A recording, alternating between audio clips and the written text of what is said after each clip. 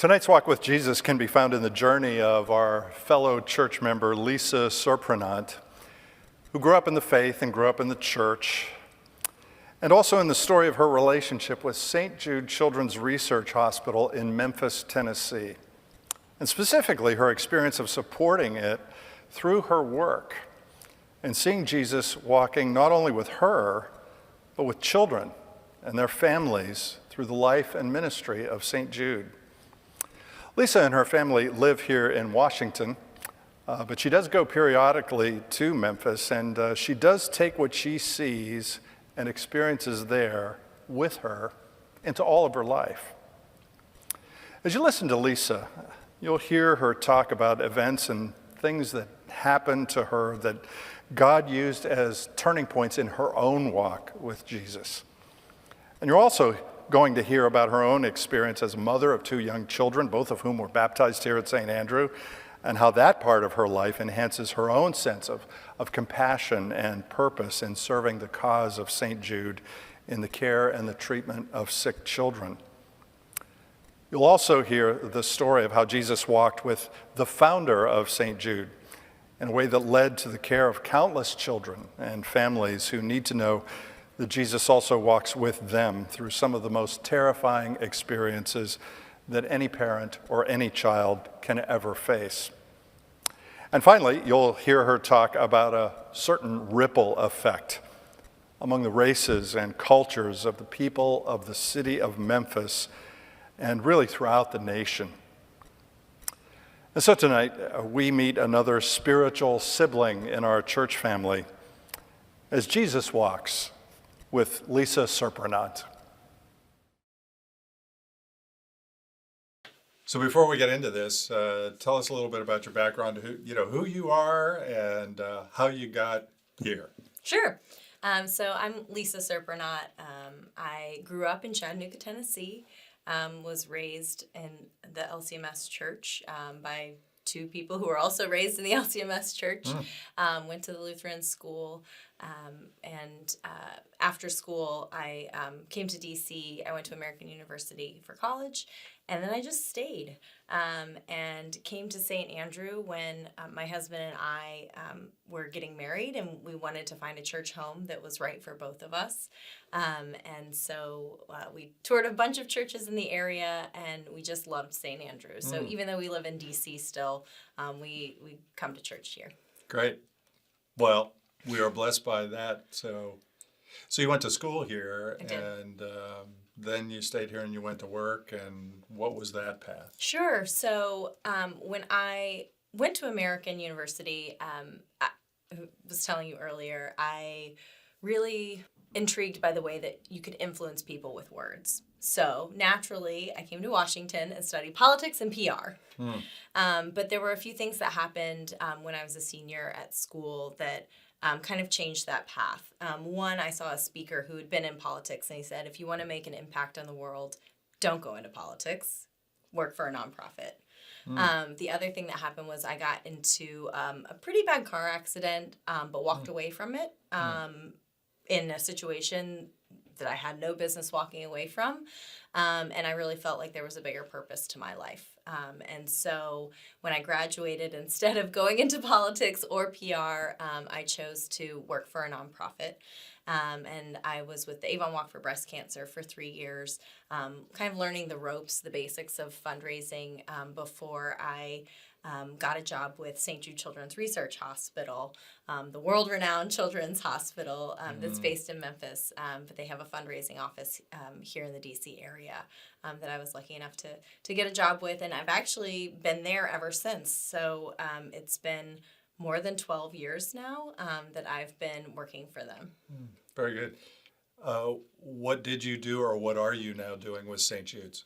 Yeah, so I started fundraising in the field office, like I mentioned. It was event-based fundraising. So we would work with our local radio partners doing fundraising drives. We hosted galas and golf tournaments. I worked with college students who were fundraising for St. Jude. I worked with people who were running marathons and wanted to fundraise. I mean, it has run the gambit.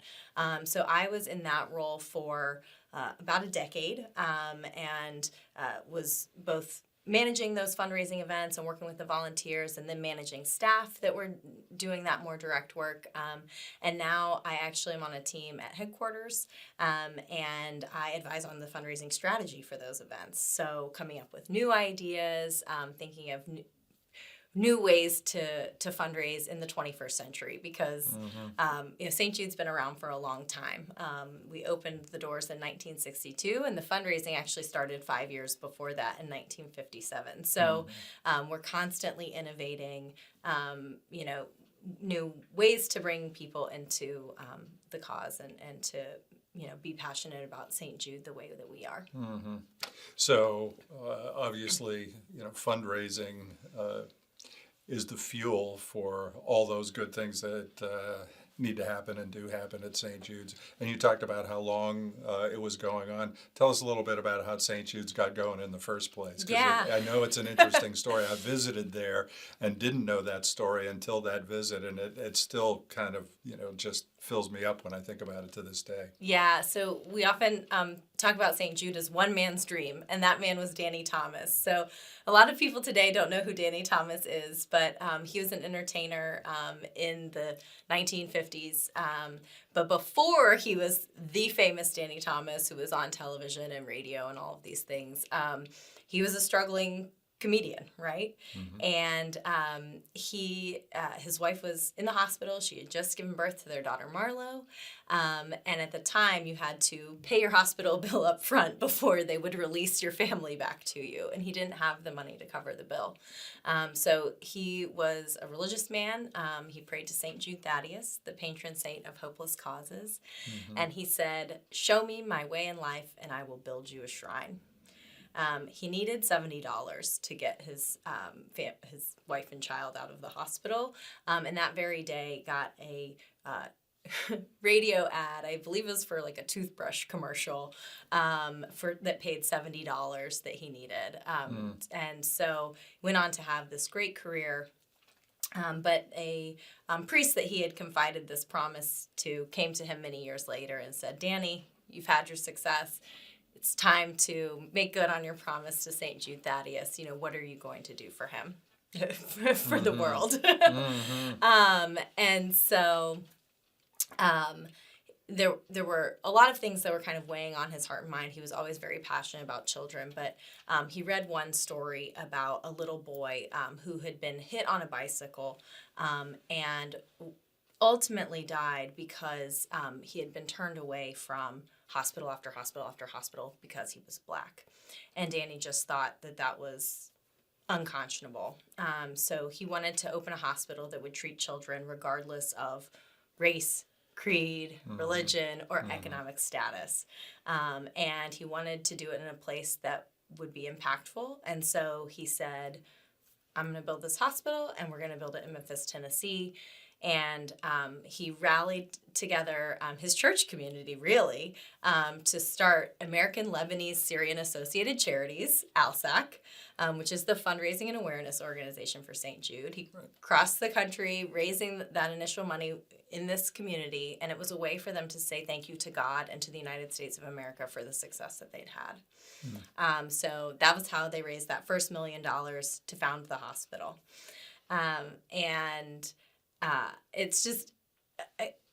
It's really incredible. You just see God's fingerprints all over the work that we do at St. Jude. When they opened their doors, it was the first fully integrated hospital in the South.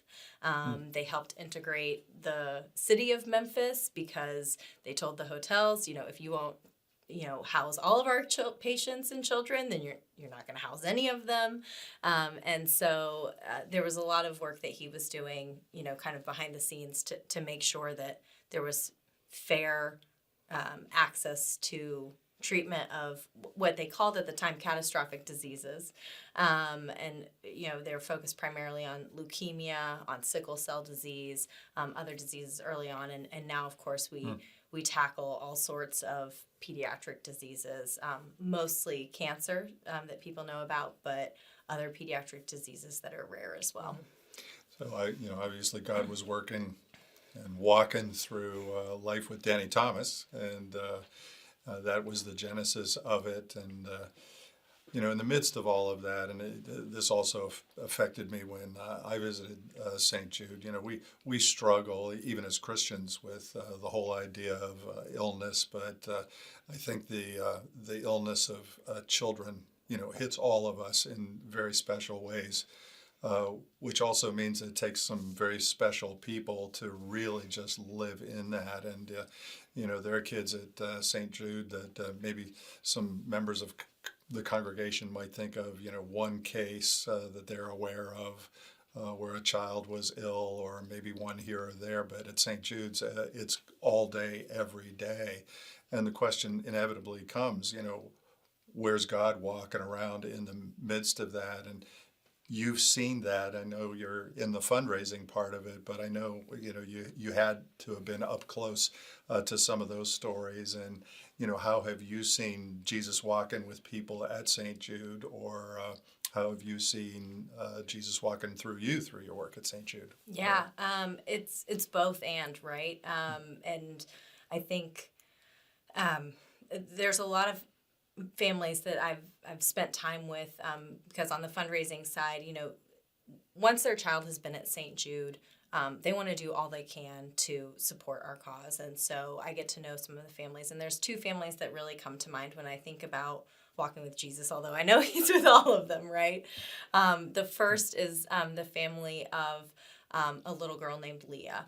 And Leah was diagnosed with acute myeloid leukemia, which is a pretty rare type of leukemia, when she was about 18 months old. She was here in the D.C. area. Her dad was in the military, and she was getting treatment at NIH. Unfortunately, the traditional methods of treatment, the chemotherapy protocol for AML, wasn't working with her. She wasn't responding to it. So they knew she was going to need a bone marrow transplant. But there was only one match in the whole world for her, and that person was on the other side of the planet. So it wasn't feasible. At the same time that they were trying to figure out what their next move was going to be, we were doing a radiothon with the local radio station here, WMZQ. And also happened to be my very first week working at St. Jude.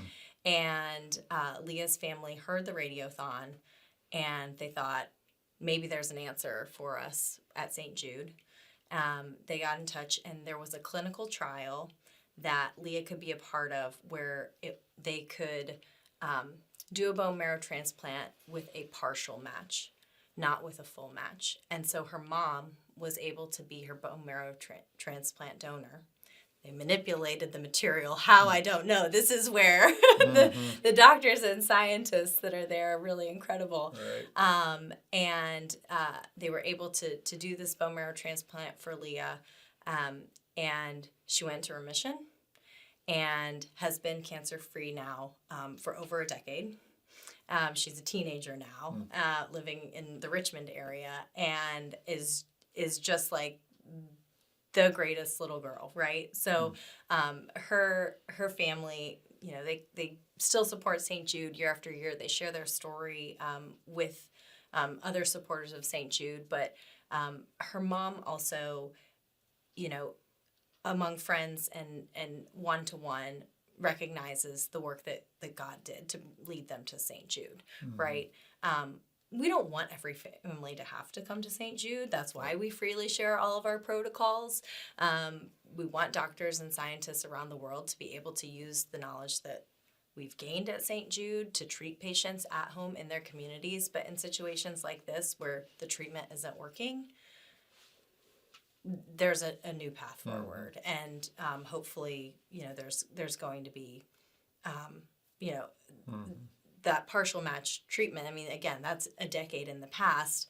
There's probably lots of hospitals that are using that technology now. Right. So, but you got to be part of Leah's story. And, yes.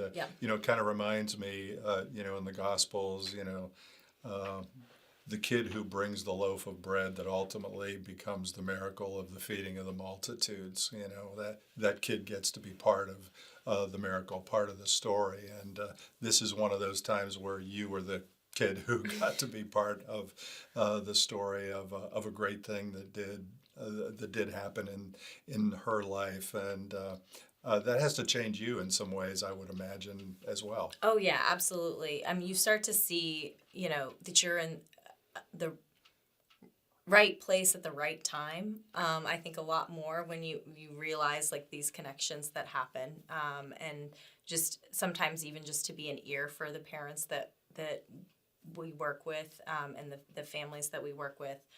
There's another family that I think of often, and I was telling you a little bit about their son Will.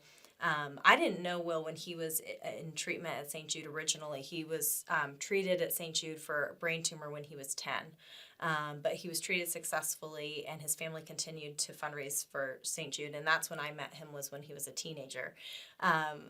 Will's an avid golfer, and so he was always at our golf tournaments that we did in the area, and we he often would play on one of the holes, and the fundraisers would try to outdrive him because he was really good golfer. Awesome. His mom spoke, on behalf of St. Jude several times, and she and I were together at a radiothon in Baltimore, actually. So other direction, but at WPOC, because they were from on the other side of the Bay Bridge, like St. Michael's area, and. She was at a radiothon with me there when Will was about 19, and she said, happy to share our story today, but want you to know that we got some not so great news on our last visit to St. Jude. So one thing that does differentiate St. Jude a little bit is that our patients come back year after year to be checked.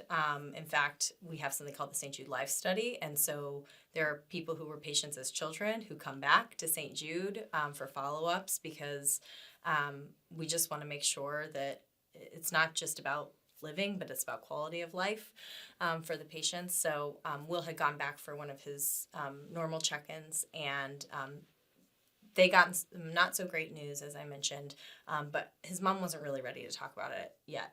She confided in me, and she said, we're going to know more in a little bit.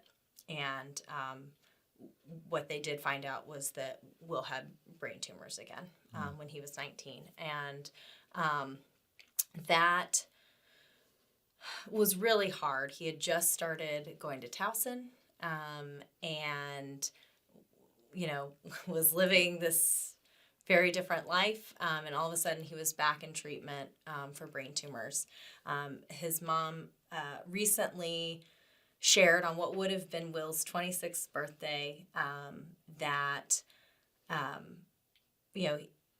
his faith never wavered, that he prayed regularly when he was in treatment, and while he wanted to live, he ultimately knew that he had lived a full life with those that he loved, and he was at peace, and he was going to go home with Jesus.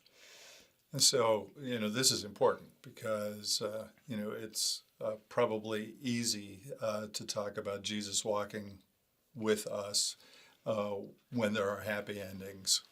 And you're talking about a story that has more to do with Jesus walking with us even when there aren't happy endings, at least on this side of eternity. And I think that's got to be a critical thing for all of us, and especially you and your work to kind of get a hold of. And so how do you see Jesus walking with people in their tough times too? You've had to have seen that in many situations. Yeah, I mean, it's the strength that you see, it's the perseverance, it's the willingness that they have to continue to share their faith with those around them, right? I mean, I'd be lying if I didn't say that this job that I have is more than a job, because it does strengthen my faith, because I am working with people who are in some of the hardest circumstances you could ever possibly be in, and their faith bolsters mine. How can I not see the blessings that I have? How can I not see God's work in my life when people who have a child who is sick and who may die or who has died still see the work that God has done in their life. So yeah, it's I feel really blessed to be where I am. And I actually I think about that a lot, with my coworkers too. You know, it's weird to say that, like, I mean, I'd be lying if I said I hadn't, like, prayed with coworkers. I've prayed with coworkers many, many times. And that's not something that's, like, normal. Right. But, in this place, it is. In this, like, situation, of course we're going to be, like, in front of God in prayer. Whether it's prayers of thanksgiving or, supplication or, prayers that are, asking for things that Right. may or may not come to be.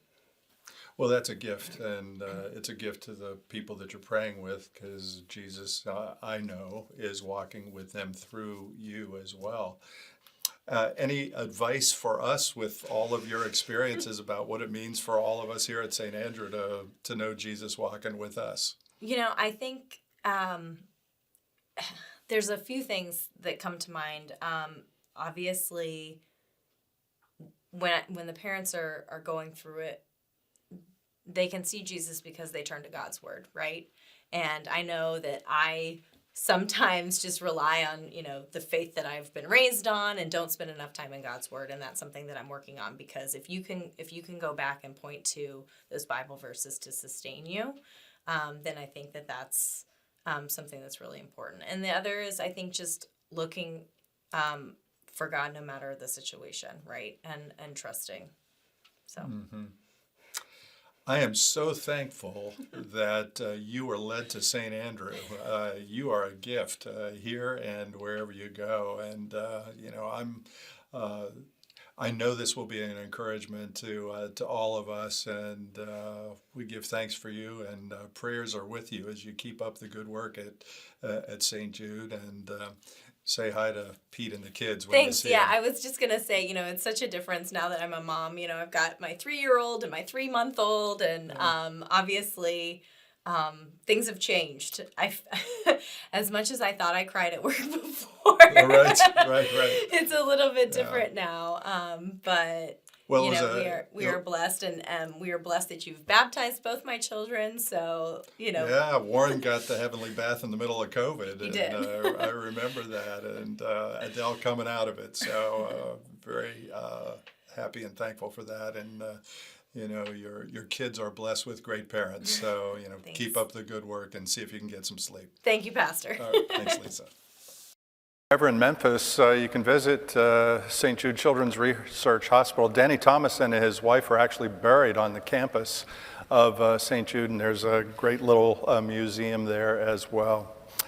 So another illustration of how when you come to St. Andrew to worship on Sunday or Monday or on Wednesday, you don't always know the people you're worshiping with or serving with or sharing faith with. But we all have a story, and tonight we got to hear one more story from another member of our church family in a way that I hope will get all of us thinking of ways in which Jesus walks with all of us in good times and in hard times, in sickness and health, in life and in loss, and also get us thinking about the role that we get to play in Jesus walking with the people around us and all of the joys and sorrows that they might face in their lives as well. And so we give thanks for Lisa, for her husband Pete, their children Warren and Adele, and her life and her witness and her walk with Jesus.